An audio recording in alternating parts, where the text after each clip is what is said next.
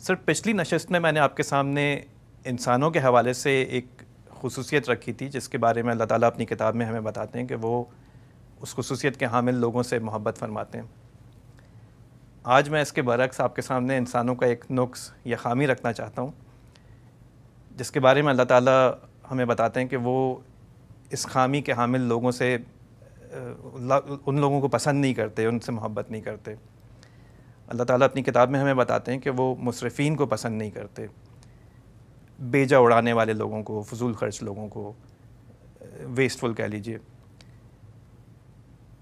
آج کے حالات کے پیش نظر جب کہ ہم ایک گلوبل ریسیشن کی جانب بڑھنے کا ایک خدشہ محسوس کر رہے ہیں، تو میں چاہتا ہوں اس بارے میں آپ تھوڑا سا تبصرہ فرمائیں، اور اگر ممکن ہو تو معاشرے کی سطح پر کچھ ایسی خامیاں جو اس حوالے سے ہوں جس کو ہم درست کرنے کی طرف تھوڑی صحیح کر سکیں، تاکہ اگر ہمارے یوتھ آگے بڑھ کر معاشرے کے لیے، قوم کے لیے کچھ کام کرنا چاہیں تو ان کے پاس کچھ متعین گولز ہوں اس حوالے سے۔ اللہ تعالیٰ نے جو ہدایت ہمیں دی ہے اس میں سب سے بڑی چیز اگر دو لفظوں میں بیان کی ہے تو وہ یہی ہے کہ ہم زندگی کے توازن کو خراب نہ ہونے دیں۔ اس کو قرآن مجید نے بہت بلیغ الفاظ میں سورہ رحمان میں بیان کیا ہے کہ زمین و آسمان کو دیکھو، اللہ تعالیٰ نے اس میں میزان رکھ دی ہے۔ یہ میزان جو تمہیں کائنات میں نظر آ رہی ہے، یہ تمہیں بھی یہ سبق دیتی ہے کہ اللہ تطغوا فی المیزان، تم بھی اللہ تعالیٰ نے جو توازن دنیا میں قائم کر رکھا ہوا ہے اس میں کوئی خرابی پیدا نہ کرو۔ تو توازن اسی وقت قائم رہتا ہے جب انسان اپنی زندگی کے تمام معاملات میں اصلاً اعتدال کی راہ اختیار کرے، یعنی اعتدال کھانے میں، پینے میں، زندگی کے معاملات کرنے میں، لوگوں سے حسن سلوک کرنے میں، ہر چیز میں اعتدال اور توازن ہی مقصود ہے۔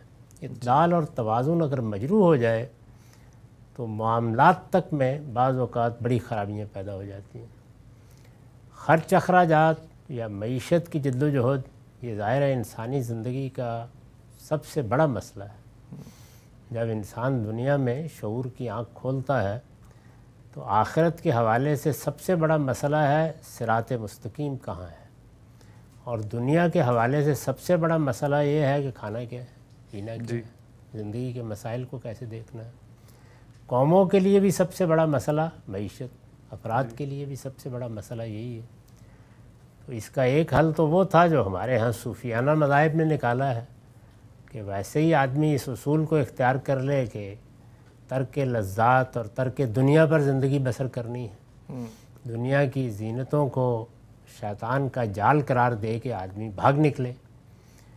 لیکن نہ تو صوفیانہ تہذیب کو تہذیب ہونے کی سعادت حاصل ہو سکی، نہ وہ خانقاہوں سے نکل کر کبھی پوری دنیا کے لیے آئیڈیل بن سکی۔ انسان نے اس دنیا میں جو خدا کی بنائی ہوئی فطرت ہے اسی کے تحت ساری دنیا کا نظم ہمیشہ چلایا، اس وقت بھی اسی طرح چل رہا ہے۔ یعنی یہ باتیں کسی خانقاہ میں بیٹھ کے کی جا سکتی ہیں، کچھ الگ تھلگ لوگ اس میں اپنا فلسفہ بیان کر سکتے ہیں، لیکن دنیا تو بہرحال اس اصول پر نہیں چل رہی۔ بالکل، اس میں انسان اپنے علم، اپنی عقل، اپنی صلاحیتیں سب کو نمایاں کرتا ہے، اور اس سے تہذیب وجود میں آتی ہے، تمدن وجود میں آتا ہے، بڑے کارنامے ہوتے ہیں۔ یہ ساری دنیا جو ہمارے گرد و پیش میں پھیلی ہوئی ہے وہ فطرت کے اسی قاعدے پر زندگی بسر کر رہی ہے۔ اللہ کا دین اس معاملے میں نہ ترک زینت کی تعلیم دیتا ہے، نہ ترک لذات کی، نہ ترک دنیا کی۔ وہ اس میں اعتدال کی تعلیم دیتا ہے، توازن کی تعلیم دیتا ہے۔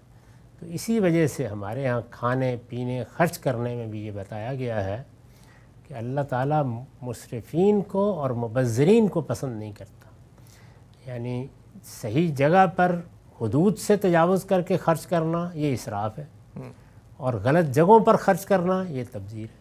تو دونوں سے اللہ تعالیٰ نے فرمایا ہے کہ اللہ محبت نہیں کرتا بلکہ ناپسند کرتا ہے، اور یہ غلط رویہ ہے جس کو اللہ تعالیٰ نہیں چاہتا کہ اس کے بندے اختیار کریں۔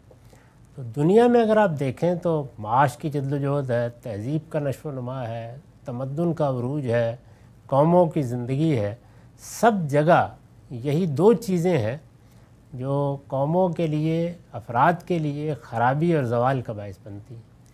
یعنی ایک عام آدمی بھی کھاتا پیتا ہوگا، اس کے بچے اگر تبذیر میں مبتلا ہو جائیں، یعنی وہی کمایا ہوا روپیہ پیسہ غلط جگہوں پر خرچ کرنا شروع کر دیں، تو جلد یا بدیر، کیونکہ جتنی غلط جگہیں خرچ کرنے کی، وہ اگر آپ اصول میں بیان کریں تو 3 ہیں، اور وہ ہمیشہ سے یہی رہی ہیں۔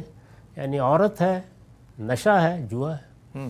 تو اگر ان غلط جگہوں پر خرچ کرنا شروع کر دیں تو کچھ دیر تک تو آدمی خیال کرتا ہے کہ بس یہ سگریٹ کا ایک کش ہی ہے نا، لگا لیا میں نے، لیکن ان سب چیزوں میں اللہ تعالیٰ نے ایک خاص طرح کی تزئین رکھی ہے۔ انسان جلد یا بدیر ایڈکشن کا شکار ہو جاتا ہے، پھر اس کے بس میں نہیں رہتا کہ وہ کہاں رکے گا۔ جی، تو اس کا نتیجہ کیا نکلتا ہے کہ پھر یہ تبذیر یا غلط جگہوں میں خرچ کرنا یہ بالکل ڈبو دیتا ہے۔ یعنی گھر، خاندان، اسی طریقے سے بڑے بڑے کاروبار، بڑے بڑے امپائر جو والدین نے بنائے ہوتے ہیں، آدمی ان چیزوں میں پڑھ کے ڈبو دیتا ہے۔ اسی طرح کا معاملہ اسراف کا ہے۔ یہ جائز چیزیں ہیں، لیکن یہ کہ اعتدال کے ساتھ خرچ کرنے کے لیے، اعتدال کے ساتھ، وقار کے ساتھ۔ زینتوں کو اللہ تعالیٰ نے فرما دیا کہ میں نے بالکل ممنوع قرار نہیں دیا۔ دنیا میں انسان صرف ضرورت پر نہیں رہتا، وہ اس سے آگے بڑھ کر اپنے اندر ایک حصے جمالیات رکھتا ہے، اس کی تسکین چاہتا ہے۔ اللہ تعالیٰ نے اس کی تحسین کی ہے، گھروں میں، زندگی کے معاملات میں، شہروں میں، ہر جگہ۔ لیکن اگر اس میں توازن نہیں ہے، اعتدال نہیں ہے، تو پھر یہ چیز بھی خرابی کا باعث بنے گی۔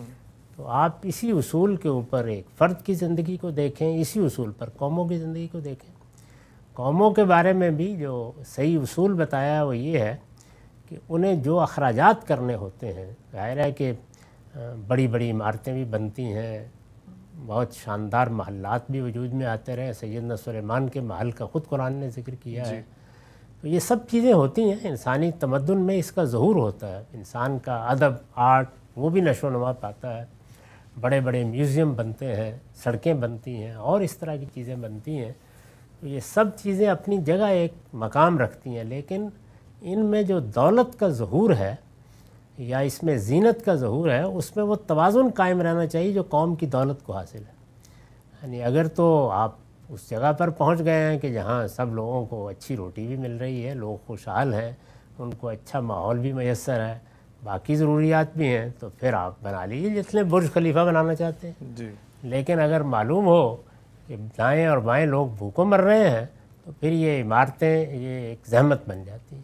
تو یہاں بھی وہی ہے کہ آپ صحیح جگہ خرچ کر رہے ہیں تو اس میں دائیں بائیں دیکھ کر صحیح توازن کے ساتھ کریں، اور اپنی ذاتی زندگی میں بھی دونوں چیزوں کے بارے میں متنبہ رہیں، غلط جگہوں پر خرچ نہ کریں، اور جن جگہوں پر خرچ کرنا بالکل جائز ہے ان میں توازن اور اعتدال کا طریقہ رکھیں۔